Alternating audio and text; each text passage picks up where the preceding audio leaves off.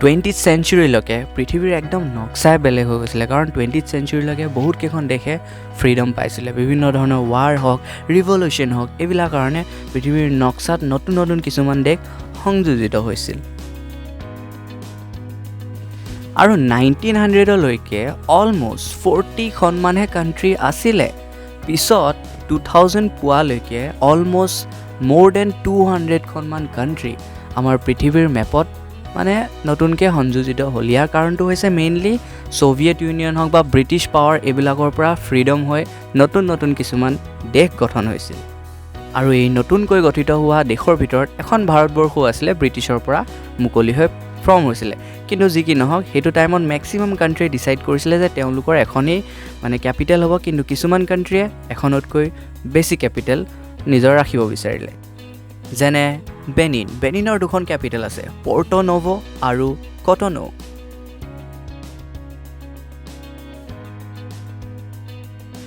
বেনিনৰ port city হিচাপে খ্যাত কটনো এটা one of the most important capital বুলিও কোৱা হয় বেনিনৰ একচুৱেলি। আৰু তাত গভৰ্ণমেণ্ট বডিৰ কিছুমান মানে হাউচেছবিলাকো আছে, আৰু টুৰিষ্টৰ কাৰণেও এটা বহুত ধুনীয়া ঠাই কটনো। কিন্তু ইয়াৰ মানে যিটো বেনিনৰ যিটো অফিচিয়েল মানে কনষ্টিটিউচনেল যিখন কেপিটেল, সেইটো বেনিনৰ পৰা অলপ দূৰতে আছে, বেছি দূৰ নহয়, অলমষ্ট মানে 1 hour ডিষ্টেঞ্চত আছে পৰ্টো ন'ভো। আৰু পৰ্টো ন'ভো চিটিখন মানে মেইনলি হিষ্টৰিক আৰ্কিটেকচাৰৰ কাৰণে ফেমাছ। আৰু যে পাৱাৰৰ ডিভিজন আছে ইয়াত মানে এই দুখন কেপিটেলৰ মাজত, এতিয়াৰ পৰা নহয়, 1960ত ফ্ৰেন্সৰ পৰা ইণ্ডিপেণ্ডেঞ্চ পাইছিলে বেনিনে, তাৰ আগৰ পৰাই আছে। ঠিক তেনেকৈ আৰু এখন দেশ আছে যাৰ দুখন কেপিটেল আছে, বলিভিয়াৰ দুখন কেপিটেল আছে, লা পেজ এণ্ড ছাকাৰ। ইয়াৰ ভিতৰত লা পেজ চিটিখন একচুৱেলি টুৰিষ্টৰ কাৰণেও বহুত এখন ধুনীয়া চিটি, কাৰণ এই চিটিখনৰ চাৰিওফালে মানে বৰফে আৱৰা বিভিন্ন ধৰণৰ ধুনীয়া ধুনীয়া পাহাৰ আছে, যাৰ সৌন্দৰ্যতাৰ কথাই বেলেগ। আৰু যদিও লা পেজখন মানে এডমিনিষ্ট্ৰেটিভ কেপিটেল, অৰ্থাৎ মানে চৰকাৰী কাম কাজবিলাক তাতে চলে, কিন্তু বলিভিয়াৰ কনষ্টিটিউচনেল কেপিটেলখন হৈছে ছাকাৰ, যিটো মানে হাণ্ড্ৰেডছ অফ মাইল দূৰত আছে এই পাৰ্টিকুলাৰ চিটিখনৰ পৰা। আৰু একচুৱেলি ছাকাৰ নামৰ যিখন চিটি, তাত একচুৱেলি মানে আগৰ পৰাই মানে তাত বিভিন্ন ধৰণৰ মিনাৰেল মাইনিঙৰ কাৰণে ফেমাছ। যেতিয়া কলনিয়েল ৰুল আছিলে, ব্ৰিটিছাৰে যেতিয়া ৰুল কৰিছিলে, তাত বিভিন্ন ধৰণৰ মানে এইবিলাক মাইনিং কৰিছিলে, চিলভাৰ মাইনিং কৰিছিলে, যাৰ ফলত ইয়াত মানে ইণ্ডাষ্ট্ৰিবিলাক বহুত সোনকালে গ্ৰ' হ'ল আৰু ইকনমিটো এটা প্ৰভাৱ পেলালে, যাৰ ফলত বলিভিয়াৰ ইকনমিত এটা ডাঙৰ বুষ্টাপ আহিলে। আৰু এতিয়ালৈকে মানে মেইনলি পলিটিকেল পাৱাৰবিলাক লা পেজৰ পৰা চলোৱা হয়। ঠিক তেনেকৈ চিলিৰো দুখন মানে কেপিটেল আছে, ছেণ্টিয়াগো আৰু ভালপাৰাইছো।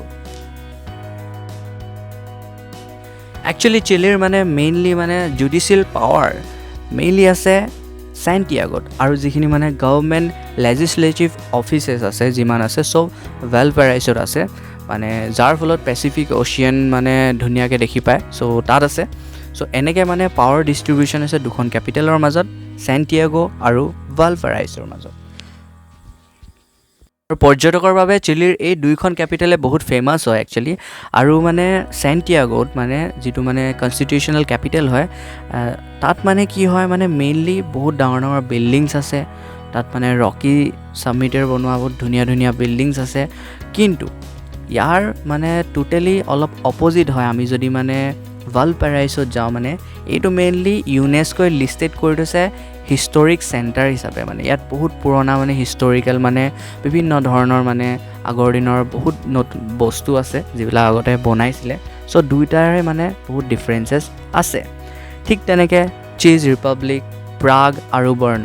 আমি জানো প্ৰাগ হৈছে মানে পৃথিৱীৰ মানে one of the most known city, আৰু বহুত মানে পপুলাৰ হয়, আৰু মেইনলি টুৰিষ্টৰ কাৰণে এখন বহুত ধুনীয়া চিটি।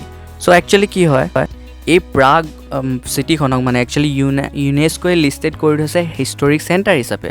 আৰু চেক ৰিপাব্লিকৰ মানে মেইনলি যিখিনি মানে গভৰ্ণমেণ্ট অফিচ আছে, প্ৰেছিডেণ্ট হাউচ ইয়াতে আছে।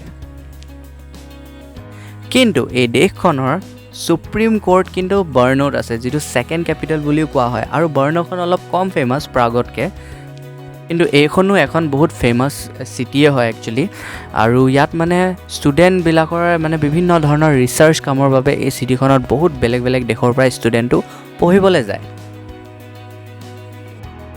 কিংডম অফ এছৱাটিনি, বেবেন এণ্ড লুমাম্বা, ইয়াৰ দুখন কেপিটেল আছে, বেবেন এণ্ড লুমাম্বা। একচুৱেলি আগতে এই কাণ্ট্ৰিখনক স্বাজিলেণ্ড বুলিও জনা গৈছিল, কিন্তু এতিয়া নামটো চেঞ্জ কৰি কিংডম অফ এছৱাটিনি বুলি কৰি দিয়া হ'ল।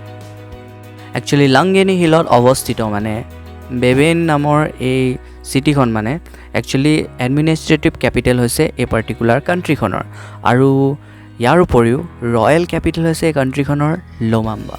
ইয়াত আগতে মানে ৰজাৰ শাসন চলিছিলে, যিটো মনাৰ্কি ছিষ্টেম আছিলে। পিছত যেতিয়া ফ্ৰীডম হৈ পেলানি এতিয়া এই কাণ্ট্ৰিখন ফৰ্ম হৈছে। তাৰপিছত মালয়েছিয়াৰ দুখন আছে, কুৱালালামপুৰ আৰু পুত্ৰাজায়া। মালয়েছিয়া এখন ফেমাছ কাণ্ট্ৰি আৰু বহুতে মালয়েছিয়ালৈ মানে টুৰিষ্ট যায় প্ৰতি বছৰে। চ' একচুৱেলি আৰু এই মালয়েছিয়াৰ কেপিটেল কুৱালালামপুৰত বিভিন্ন ধৰণৰ ওখ ওখ বিল্ডিং, ধুনীয়া বিভিন্ন ধৰণৰ প্লেচেছ আছে, যিটো মানে কেপিটেলৰ এই গোটেই কাণ্ট্ৰিখনৰ শোভা বঢ়ায়। আৰু এই কুৱালালামপুৰতে মানে গভৰ্ণমেণ্টৰ বিভিন্ন ধৰণৰ লেজিছলেটিভ অফিচেছ হওক, গভৰ্ণমেণ্ট বডি, বিভিন্ন ধৰণৰ হাউচেছ হওক, চ' এইবিলাক ইয়াত অৱস্থিত আছে। আৰু ইয়াৰ উপৰিও 1995 মানে মালয়েছিয়া গভৰ্ণমেণ্টে পুত্ৰাজায়াৰ নামৰ এখন মানে নতুন কেপিটেল ফৰ্ম কৰিছিলে। ঠিক তেনেকৈ নেডাৰলেণ্ডৰো দুখন কেপিটেল আছে, এমষ্টাৰডাম আৰু হগ। এমষ্টাৰডাম একচুৱেলি বহুত ফেমাছ আৰু বহুত মানে টুৰিষ্ট যায় প্ৰতি বছৰে, আৰু এখন মানে বহুত হিষ্টৰিকেল প্লেচ হয়, আৰু বিভিন্ন ধৰণৰ একচুৱেলি হিষ্ট্ৰীত বেলেগ বেলেগ নামে জনা গৈছিলে মানে এমষ্টাৰডামখন। কিন্তু যদিও নেডাৰলেণ্ডৰ কনষ্টিটিউচনেল কেপিটেল হয় এমষ্টাৰডাম, কিন্তু গভৰ্ণমেণ্ট যিবিলাক মেইন বডিজ আছে, লেজিছলেটিভ অফিচেছ আছে, গভৰ্ণমেণ্টৰ যিমানখিনি কাম মেইনলি ছেকেণ্ড কেপিটেল হজত হয়।